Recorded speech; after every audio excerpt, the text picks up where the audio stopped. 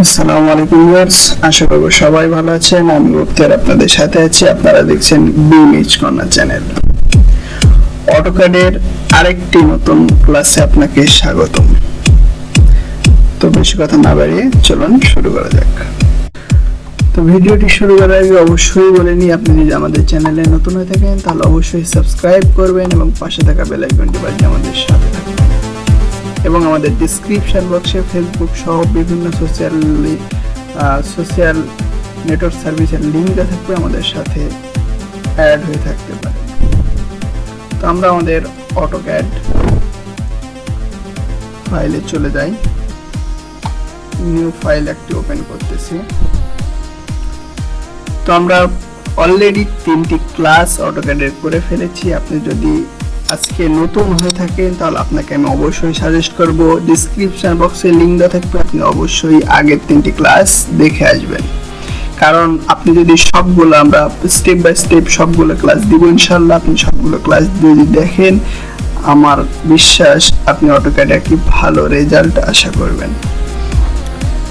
তো আমরা already draw toolbar, modify toolbar আলোচনা করে ফেলেছি আগের পূর্বের ক্লাসগুলোতে। আপনি দেখে না থাকলে অবশ্যই পূর্বের ক্লাসগুলো দেখে আসবেন এবং তারপরে এটি দেখবেন। তো আজকে আমরা যেটি করব সেটি হচ্ছে এই টুলবারটা দেখব। তার আগে আমরা প্রতিদিনের মতো বলে নিই, ইউনিট সেটআপটা আমাদের মাস্ট বি করতে হবে। কারণ ইউনিট সেটআপ আমরা কাজ করছিলাম আর্কিটেকচার না ডিসিমেল অবশ্যই মিলিমিটার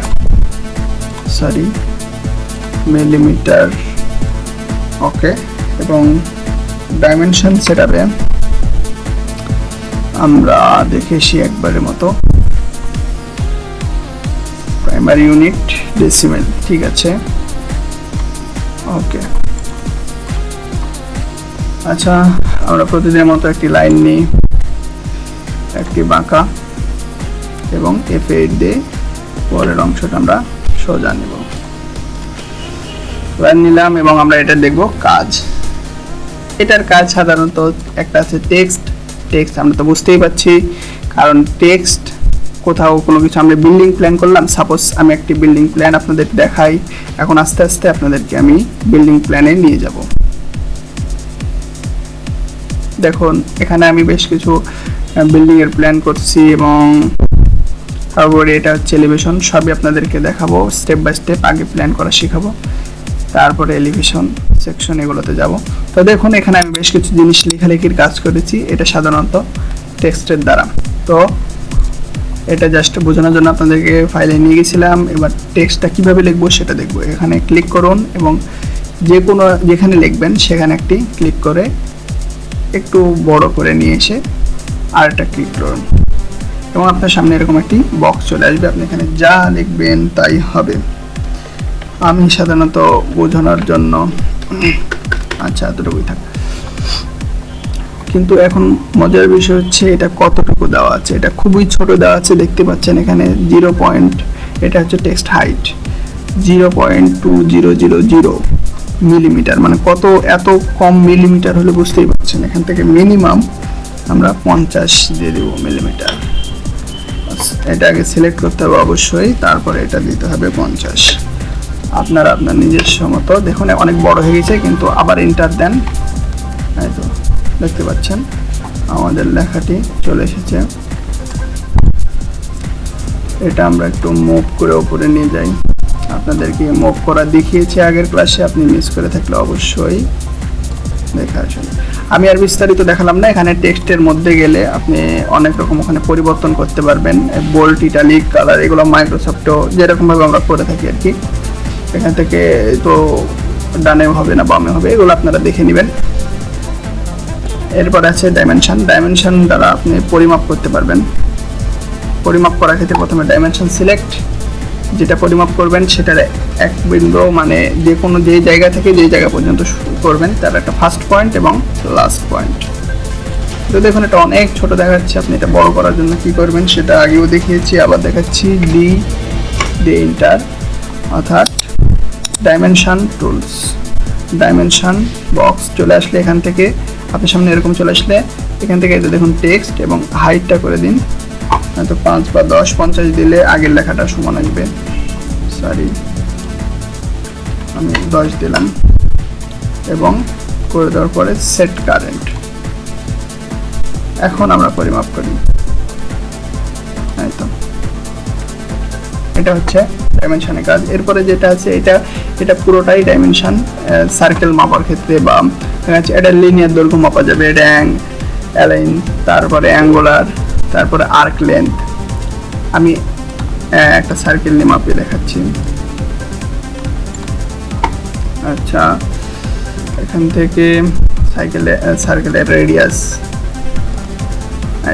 রেডিয়াস এত, এটা দেখিয়ে দিচ্ছে।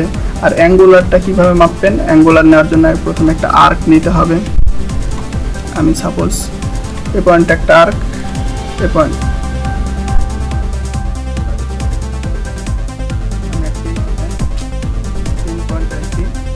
আর্ক নিচ্ছি। এটা কত অ্যাঙ্গেলে আছে এখন আমাকে দেখাবে। এখন আমি এখান থেকে সিলেক্ট করে দেব অ্যাঙ্গেল। এই তো দেখুন এখানে ডিগ্রিটা দেখাচ্ছে।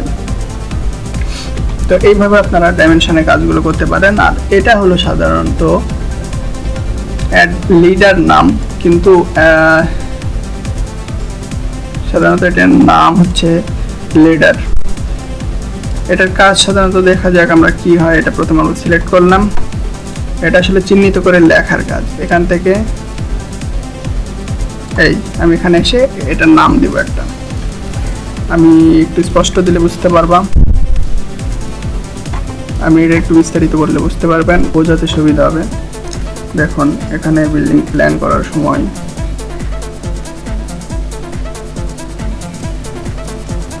এই যে লেখাটা, এই লেখাটা যদি আমি সাপোজ বাইরে লিখলাম, কোথায় বাইরে, আমি এটা মুভ করে নিয়ে গেলাম বাইরে।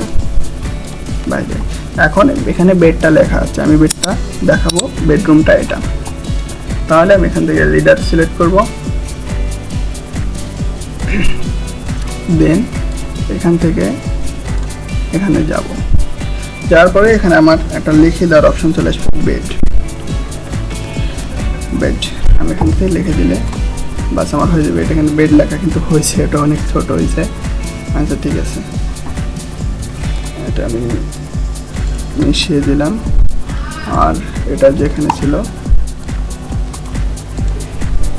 সেখানে নিজে রেখে দিই।